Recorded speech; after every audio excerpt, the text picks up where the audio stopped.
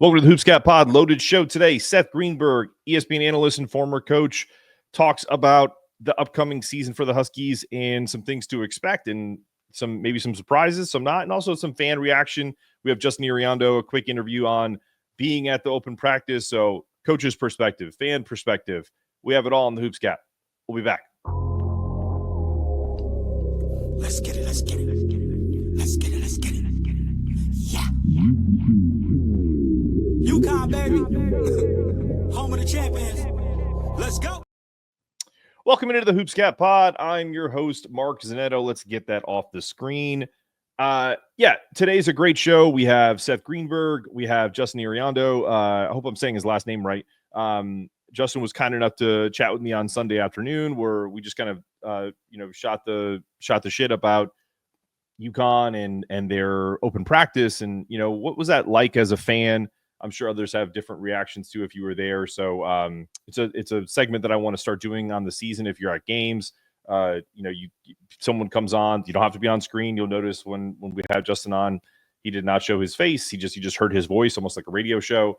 That'll be at the start of the show. And then about 8 to 9 minutes in, we bring in Seth Greenberg for a nice 20 or so minute interview on the Huskies and just his overall thought process on the culture that Dan has created, the assistant coaches and all that they put into this club. So really looking forward to this episode and getting it out to you guys. Without further ado, let's go to the videotape, as they say.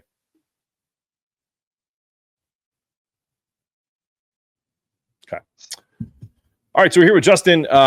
Justin, what was the atmosphere like at open practice, and how did the fans show their support of this new UConn team, the 25-26 version? Yeah, I mean, it was pretty neat. I have to say, so between the two practices that I was able to attend, there were probably about 100 fans at each, right, roughly. And obviously there was a meeting in the background, but it was pretty neat. So, when the practice was about to start, they had all the players come in, through one of the back entrances. And obviously, as soon as they came running in, everybody was clapping and hooting and hollering. So that was pretty cool. But, what they ended up doing during the two practices that I was fortunate enough to attend, is they ended up doing just a live drill for the vast majority of it. So they did 3 to 4 quarters, depending upon, how long they had, till about an hour and 15 minutes. Okay. But every time, one of the guys hit a big shot or they were able to get a dunk or anything like that, the crowd was clapping and hollering. So it was pretty cool to see. You could tell that the guys were a little bit jazzed up by it. I don't think they were supposed to look at the crowd or anything like that, but it was pretty neat to see. And certainly kind of hear the fans, kind of get behind the guys before the season starts in a couple months. I'll ask you a logistics question about this. You said there's about 100 fans. I don't know this because I don't have season tickets or anything like that. When I can get up, it's media driven. So, is it season tickets, or do they allot certain? How do they choose who gets to watch and who doesn't? Yeah, so I just got an email. I don't have season tickets. I just bought them for this upcoming season, but I never had season tickets. I always bought just single games. But yeah, I just got an email probably a couple weeks ago. Just from the athletic fund offering kind of an opportunity to purchase tickets. They didn't give them away. You had to purchase tickets certainly, but yeah, it was pretty neat, and it was pretty cool. What about players or moments that stood out at the practice? We've heard, if everyone's listened to Dan's media availability, he clearly he doesn't really single out anyone in particular. He addressed whatever the media asked, and Tarris popped up, Braylon, Jay Stu, Jay Ross, among others. Was there any surprises? You can give me the same thoughts that Dan had if you have them, but I'm curious if there was a player or a moment that you didn't know about and you were just like, oh, that was an interesting play, or just something from you, Justin. Jay Stu looks a lot bigger this year. Obviously, I've never seen him that close, so maybe he was that big last year, but he looks a lot bigger this year, just physically. And you can definitely see that way he was playing around that on the court. He was a lot more, driving to the basket, He was dropping passes, and his 3 game was a lot more improved than what it was last year. So I was really impressed by that. And then, the other thing too is we are all talking about, Brandon Mullins, and he was going to look like coming into his freshman year. He looks like the real deal. He's hitting threes, at a pretty regular pace, and he's certainly able to drive to the hoop. But what I would say is what kind of surprised me is just the live drills. They're going nonstop for a good 45, 50 minutes. Nonstop. There were a couple timeouts here and there, when there was a play that obviously either Kamani or Nardi weren't happy with. But it was pretty interesting to kind of see them just go for 40, 45 minutes. And I'll have to admit, Braylon Mullins in the first practice, he looked gassed, man. I give him credit though. He was going for the full 3 to 4 quarters. But a couple weeks later, when we were able to see the second practice this past Friday, he looked a lot more comfortable in the rotation. And even in that final quarter, he was hitting a couple threes in a row, and the guys were coming up to him, and it was pretty sweet. But just the fact that they're going hard for that period of time, I thought was pretty interesting. And they had a couple of refs in there, so they were calling fouls, to the best of their ability and things like that. But yeah, that kind of impressed me, just kind of seeing what they do in terms of live drills. I got a follow-up question, because you mentioned Braylon was gassed in the first, and then you look like he got more akin to what's expected in that second open practice. What do you think give me a percentage from 0 to 100 of fans that could possibly handle a Dan Hurley practice? Yeah, I don't think too many. There are a couple of younger fans there, in their teens and maybe early 20s that could maybe run around for a good 40, 45 minutes. But I don't think they would be able to go and kind of go at the momentum that he's looking for. I mean, he's screaming out plays whenever they're in the half court. Luke is right there with him, and they're relentless. They're relentless. Kamani Young, it was pretty funny in this last practice. I mean, he was going at it with the refs. He was telling them he's going to be sending in clips, and it was pretty funny. The ref was giving it back to him, congratulating him on his first win of his career. So, but it was pretty sweet. But yeah, it was really intense. And it was neat, kind of what they started off with was a good 10, 15 minutes of just stretching. And then they just did kind of a shoot around because it was used against Grays. So they ended up doing about 15 minutes of shoot around plays, again, nonstop. And then the buzzer, buzzed and they went ahead and started with the live drills and the scrimmage. So it was a good hour, 15 minutes where you're not really stopping. It was everything that I think we've all heard about, certainly on the clips and things like that, but it was pretty surreal to see in person. Okay, last question for you, and then we'll let you get out of here. In our very first fan interaction segment of the upcoming season, we're going to do this all year. We're going to pick 1 or 2 fans to come on the show and either give a reaction to an open practice, a media session, hopefully games, etc. Outings, the whole deal. So last question is Coach Hurley. I've been in these press conferences with him. I've heard him on media availabilities. He doesn't disappoint when it comes to giving you, one-liners or giving you things to kind of write about or talk about. But his intensity at a practice, which I've not witnessed yet in person, scale of 1 to 10, what's his intensity like, especially in a practice that he knows that fans are there to watch. Right. Well, I'll say that he started off with a cup of coffee, right? Pretty chill, walking around. But I would say midway through the scrimmage, he was banging his head against the wall in frustration at a turnover. So certainly intense. And certainly afterwards, they did a bit of Q&A. And, he called out, certain guys that maybe didn't play up to par that he was hoping for. So he didn't necessarily hold back, right, in terms of what he had expectations for the guys. But, we would expect that always, right? So on a scale of 1 to 10, pretty intense. Just give me like an 8? Is that what you're saying? Or you think he's all the way up to a 10? I think an 8. He might have toned it down a little bit, right? Knowing that there was a media and the fans there, right? But it was still pretty intense. All right. I thought you were going to give me the Billy Bob 10. I thought you were going to give me the varsity blues, but no, man, that's great. I really appreciate you jumping on with us, Justin. And, like I said, Justin may be back. We're going to get some other fans involved, but this has been, and that this segment is up to be sponsored. If you like this segment, we'll definitely open that up for some sponsorship opportunities for businesses in Connecticut. So this has been the Hoops Gap fan interaction. Okay, we have a special guest on the show this morning, Seth Greenberg, a former college basketball coach and current ESPN analyst. He coached for 34 years, including 22 as a head coach at Long Beach State, South Florida, Virginia Tech, with a 383-win, 293 career record. Renowned for upsets, he defeated top-ranked teams, number 1 Kansas in 1993, number 1 North Carolina in 2007, number 1 Duke in 2011, and number 1 Wake Forest in 2009. He's earned Big West Coach of the Year twice in 92 and 94, ACC Coach of the Year twice as well, 2005 and 2008. Since 2012, Seth has been an ESPN college basketball analyst, offering sharp and concise and honestly one of the best college analysts in the business. We welcome to the program Seth Greenberg. Okay, we're here with Seth Greenberg. As you can see, we have a welcome to the show here.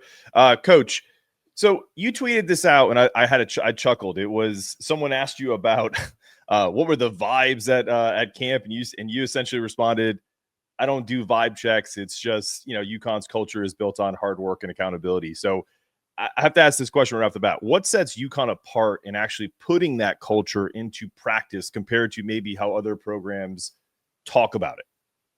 I think it's a standard. I think the culture and the standard are a daily thing, and you're challenged each and every day. And there's no and the non-negotiables and the core beliefs are lived each and every single time you walk into that facility. And actually, even when you're off and away from the facility, there's an expectation of behavior. There's an expectation of work ethic, a type of teammate you are, how coachable you're going to be, your energy. There's no days off. In terms of trying to get better, being a better teammate, understanding the system better. To me, Jay Wright used to talk about what made Villanova different. And what made Villanova different was their culture, the accountability. To me, that was what made them special. And I used to say they had the best culture in college basketball. And I think culture wins. And people talk about culture, but culture's a word. It's not a sign or a saying. It's just a word, but you've got to live it. You can feel a good culture. You can see a good culture. And I think what Dan's been able to do and the staff's been able to do is they live their culture. They don't talk about it. It's a way of being, and it's a way, and it's a behavior. And it's a behavior. It's a behavior on trust and work ethic and understanding that what you're trying to do is hard. And the day that you condone not buying into the cultures is the day you lose your culture. So they work on their culture every single day, every single possession, every single drill, every single film session, every single meeting. No, it's a really great answer, because and you went to this event. I saw a video. I had friends there of Kamani, Coach Young, essentially talking directly as he was talking to donors, and people literally looked right at Braylon Mullins and said, we're working on X, Y, and Z. So the culture that you just made, it permeates even in an event where they're just having fun and kind of meeting people and having a good time. So it's a great. Oh, that scrimmage wasn't about fun. Now I can tell you that much. I know that scrimmage was about competition, because the team that won that scrimmage was 0-2. And as Kamani said to me after the scrimmage, he goes, "I had a lot of heat on me." I mean, that was like a 2-game road trip that, you got to find a way to fix it. And the thing about that is I had a chance to watch them practice 3 or 4 times this summer, and they get better. Yeah. They get better individually. They get better collectively. They get better in terms of understanding. Now, look, I'm not an expert on their roster because I'm not there every single day. And Sure. That's why I don't get into, and God bless the guys that do it, but starting lineups. I mean, look, I coached for 33 years. I'm not going to ever predict someone's starting lineup watching 3 days of practice. Just not going to do it. I think it's disrespectful for me, just me as a coach, not for anyone else. I have much respect for the people that do it. But for me as a coach, it would be disrespectful to the other coach. It would be disrespectful to those kids and their parents who are busting their tail every single day to try to earn playing time. You earn playing time by your daily commitment to the team and your craft and getting better, and things change. So it's just something I stay away from, because I think what people don't understand is when those things happen, the coaches get phone calls. What, my son's not starting, Right? Or Yep. my guy, you recruited him, you told him you're going to give him a chance to start, but now he's not a starter. So a lot of things happen, and I think the summers, you surely don't want to put problems on the coaches' tables, and you want them to be as pure and focused on the individual development of your team, the culture, the concept development, defining what playing hard is, defining what being a good team it is, defining playing the right way is. Those are the things you're trying to establish in those 8 weeks. Yeah, and that's why the majority of, or pretty much all of these questions are big picture. So we're not going to highlight. We'll probably bring up names of players, but like you said, you're not an expert on UConn in particular. You were there, so I'm curious. But you are an expert in college basketball. You've been doing it for a very long time, and I have to ask about kind of the guard switch. Where obviously last year they didn't have these bigger guards, a guy like Silas Demary Jr. I know Malachi is hurt right now, kind of coming off an injury, but do you feel like they addressed kind of one of the weaknesses of last year by bringing in a kid like Silas to play point? We've heard this big guard, the Tristan Newton, comparisons, that kind of thing. Yeah, I mean, Silas is an experienced winning player. He's a big guard. He plays with good pace. He probably needs to play a little bit more force. Has a great feel. Has really done a good job of really just trying to understand what UConn basketball is all about. I mean, like I don't care how good you are and how big you are and how versatile you are. You throw a player into that system and you're learning the different actions and the concepts and the cutting off the ball and the post actions and the reads. And you're playing with other guys that maybe have done it, like a Solo and a Karaban and a Tarris. You're going to end up thinking it's not instinctive. So like this summer was really for Tarris and for Malachi and all those new guys. It's about citing things. It's look, first you have to learn it, then you have to cite it, and then you have to be up to go and execute it.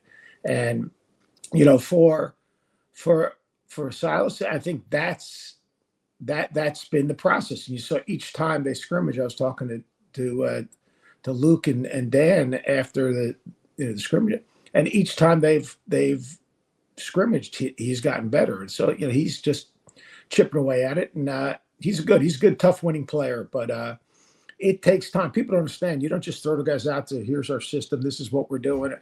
Man, that stuff is not easy. It is not easy. They're throwing a lot of concepts at these guys. People, simple thing like terminology, what I call glossary. What one coach might call something, another coach might have a different name for it. Well, you've got to program that glossary. Then you've got to also, instead of thinking, it's a read and react. You've got to be able to read and react to it and process it in quickly. And for all those guys, it took time. Like I look at Brylan Mullins, like the first time I saw him, and then the other day, totally different. Not that his game didn't change that much. He's bigger, he's stronger, but his understanding where his shots are coming from. As simple as that. Knowing where your shots are coming from, waiting on a certain screen, giving yourself up on a certain cut and then coming back to it. The thing that impressed me most about Braylon was he shot an air ball the first possession. He missed wide right. It was a bad field goal attempt. And he made 7 straight shots. And that showed a little bit of a toughness to him.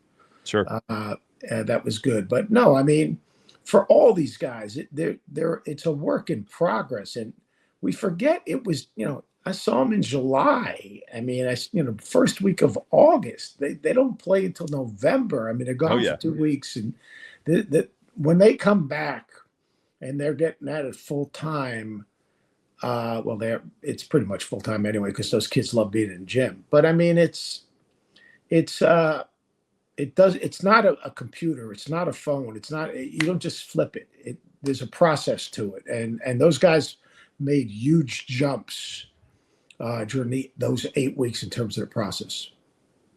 No, I that's great.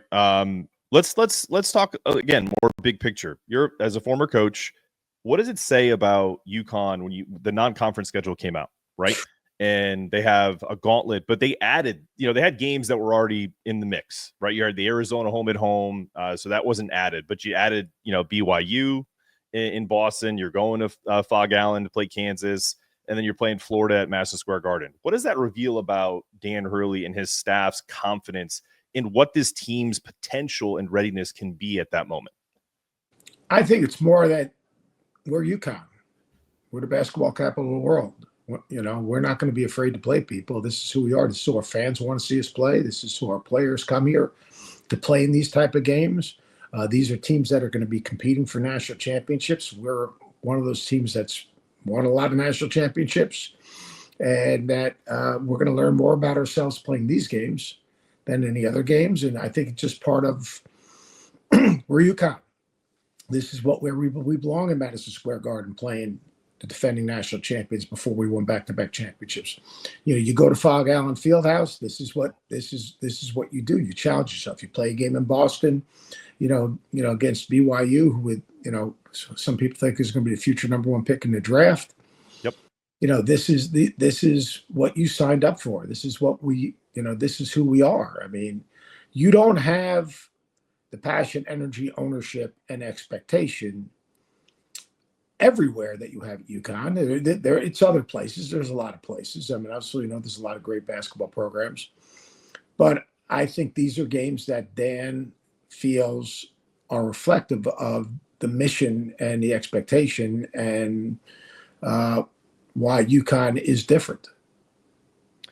Yeah, and the reason why I bring that up is this is probably, almost 10 years ago, maybe 8 years ago, someone that preceded you at Virginia Tech, Mike Young. I remember having a conversation with him about the team at Wofford that almost upset Kentucky to get to the Sweet 16.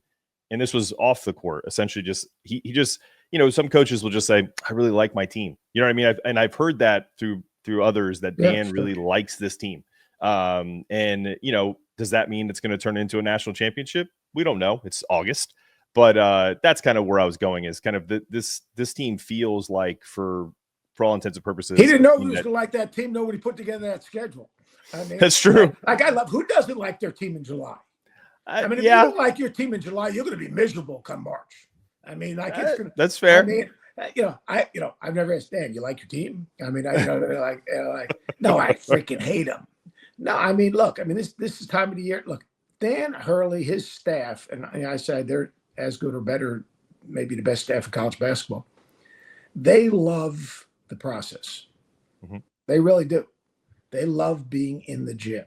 The gym is the happiest place in the world. You can get yourself lost in the gym. You get, I think a big thing that even like last year helped Dan. He got lost after he got back from Hawaii. He got lost in his team. All right, and he got lost in saying, right, this is not Karaban. I mean, this is not Klingon. This is not Newton. This is not X, Y, and Z. This is the team we have. All right, let's get lost in this team and figure out how we're going to win with this team. And I think that July and the summer is the beginning stages of getting lost in your team and figuring them out. But figuring them out as people, how they, figuring out is their skill set, figuring out who plays well together, figuring out who's going to coach the locker room, figuring out all the things that you need, who's hanging with who, making sure that everyone is, trusting and believing in each other. So, yeah, I think he likes his team because he's got a good team. I mean, he's got a good team, and they're good people, and they have good work ethics, and they seem to like each other, and they understand. And I think that's the great thing about those three scrimmages. I think those guys, they better understand that in the middle of the summer, people coming into the practice facility, paying a significant amount of money just to watch them scrimmage for 30 minutes. Yeah, no, it's a great point. All right, let's have a little fun with you before we get you out of here. You've upset 4 number 1 teams in your career as a coach. If you had to coach against Danny and one of his national championship UConn teams, what would you do to disrupt their rhythm and potentially throw them off their game? I don't care if it's a 22 or 23 team. Pick one. They're both great. Yeah, I just think the biggest thing is I don't, excuse me, I don't care who you're playing. If they're number one team in the country, national champion, you can't let the other team's best player beat you. So you got to decide what you're going to give them, what you can take away. That's what a game plan is all about. All right. Sure. It's about offensively, who you can exploit defensively. All right. And then defensively, all right, what you're going to give them, what you can take away. You can't take away everything. All right. So that the first and foremost, like in the games that we were fortunate to beat top 5 teams and number 1 teams, we had a significant amount. The other team's best player never beat us. JJ Redick didn't get double figures. Right. Seth Curry got shut out. We would go to Allen Fieldhouse and we take out Adonis Jordan. You got to figure out what's the essence of that team, and then what you're going to take away. So, like we beat Wake Forest when they were number 1 in the country, we went triangle and 2 under 2 best players for 40 minutes. And early in the game, some of those other guys made some shots, and like my guys are going, coach, and I'm saying they ain't beating us. Tell you can beat us. Eric Williams can beat us on the block, and Gray can beat us on the perimeter. But those two guys aren't beating us. So I think the biggest thing is depending on who you were playing against, you would have to decide taking out Hawkins. Right, he's not getting any threes. So we're just taking him out. All right, boom, we're taking him out. We're taking out. I'd say we might go say, Steph, we're playing him heels to the free throw line. All right, his man's a help defender. We're going to force him to be a jump shooter. Whatever it would be. But sure. The main concept would be, what are you going to give him? What are you going to take away? And I think too many times guys try to take away everything. And a team that doesn't do that, I thought is interesting, is, and I know this is a dirty word for UConn fans, but like Creighton. Creighton played Karaban as that one-man zone. He played at the dotted lines, and they top blocked everyone else coming off the flares and the rescreens because they were zoned up in the middle of the floor. They had a rim protector, and they forced everything into that help. Now that does put you in a position you can get to the offensive glass, because if that guy helps up, the ball gets shot. It was like when we played Duke. A big thing for me in Duke when we played Duke was they would guard every set, as opposed to they would guard every inch of the floor. Like every inch of the floor, they'd try to take out offense. So we would run offense higher and wider to get them stretched out as far as possible. And now once we got them stretched out, then we could drive them, put them in rotation, either score it or get it on a rim where we could get to the offensive glass. So that was the concept behind, we always had really, really pretty interesting games against Duke. So you just got to figure it out. So I wouldn't want to play any of Danny's teams because, they do it on both ends. They're good teams and really, really good defense. You also got to figure out a way to score. Right. And with Donovan back there and Sonogo and the bigs they've had, it's, that's not an easy task. But, no, what they're doing is special. And it's fun to watch. It's fun to get a chance to go and watch them practice because I get my fix. Yeah. Going and watching them practice. It's fun for me just to see those guys teach and coach and how they connect and the relationships and guys and people look at Danny and say, well, he coaches them so hard. Well, if you have relationships with players, they don't see the book stuff that they like. They read books in the summer, and then they review the books, and they're obviously a lot of self-help books and things of that nature. No one talks about that. No one talks about the individual meetings. No one talks about the walks on campus. No one talks about, the job that Kamani and Luke and the staff does, with the players, because you coach your guys hard if they know you care about them. It's real simple. People don't know, care how much you know until they know how much you care. And these guys know, player-wise, they know the investment that the coaches are making in them in terms of as people, growing them as people. So therefore, they understand whatever they're doing, all the challenges, all the toughness, all they're doing, that is out of love. And quite honestly, if you don't coach your guys hard and you're afraid to coach your team, you're doing them an injustice. Unfortunately, That's happening way too much because people are afraid guys are going to transfer.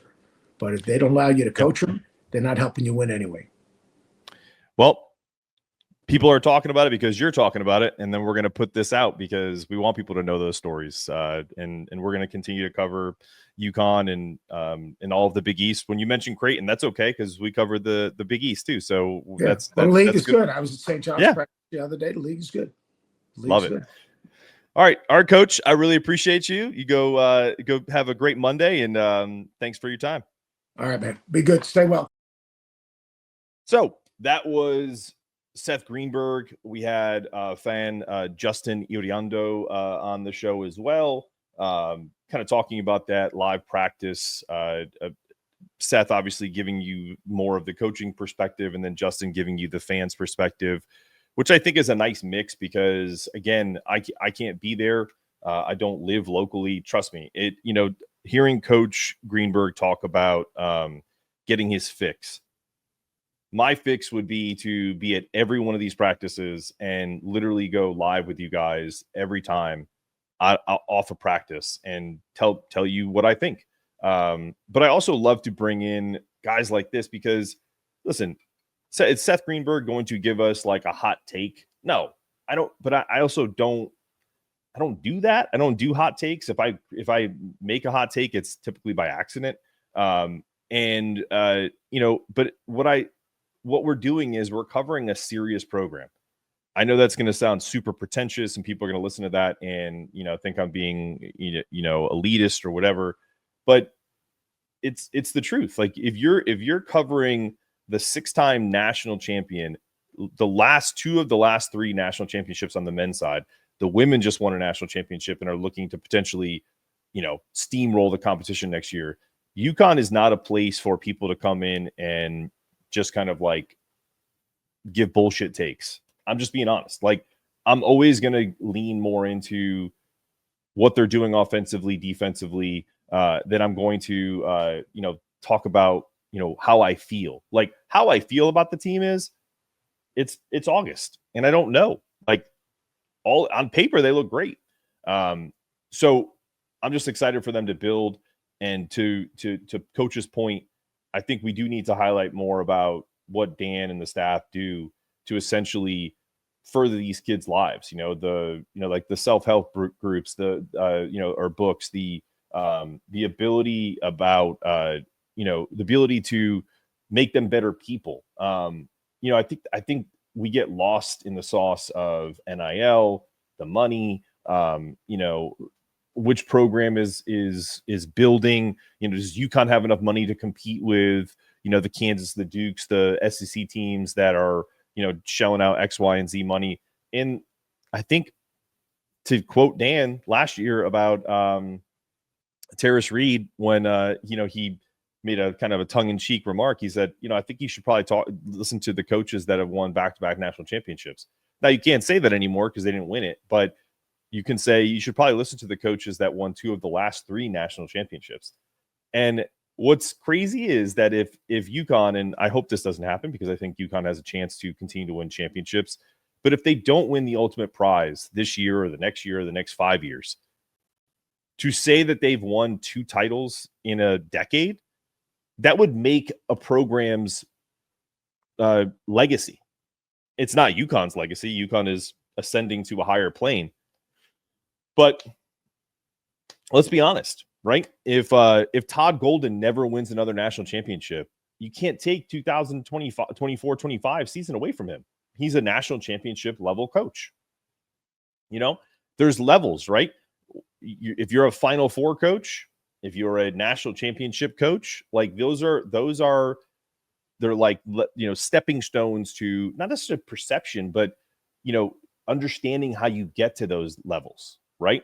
That's why I have a ton of respect for, people ask me about, we're going to do this, at some point this week on Big East Energy Weekly with, ranking the coaches 11-1. And you're going to be surprised at some of the coaches that I put above, coaches that are having more success now because they've done it. Like a Thad Matta has been to 2 Final Fours. Shaka Smart took a VCU team that had no business maybe even being in the NCAA tournament to a Final Four from the play-in game. beating a Kansas team that was loaded in the Elite Eight. So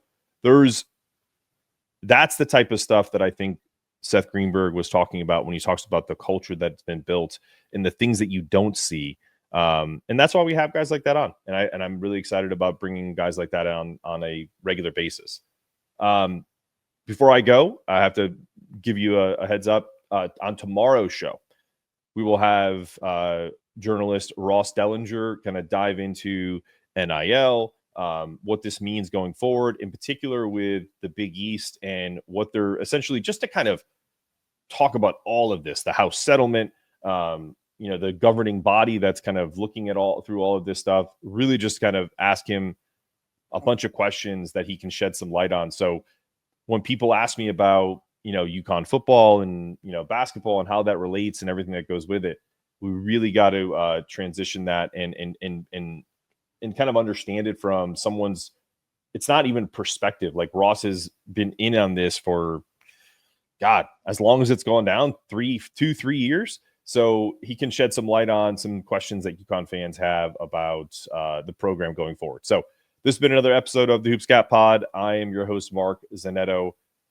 Go follow us on all our socials, BigEastEnergy.com, BigEnergyThreads.com, BigEnergyMediaPods.com. There's so much stuff that you can check us out on. If you are thinking about starting a podcast and you'd love to talk to me about how that works, reach out, BigEnergyMediaPods.com. Go to the Contact Us page and reach out that way. This has been another episode of the Hoopscat Pod. See you tomorrow. Let's get it. Let's get it. Let's get it. Let's get it. Yeah. UConn, baby. Home of the champions. Let's go.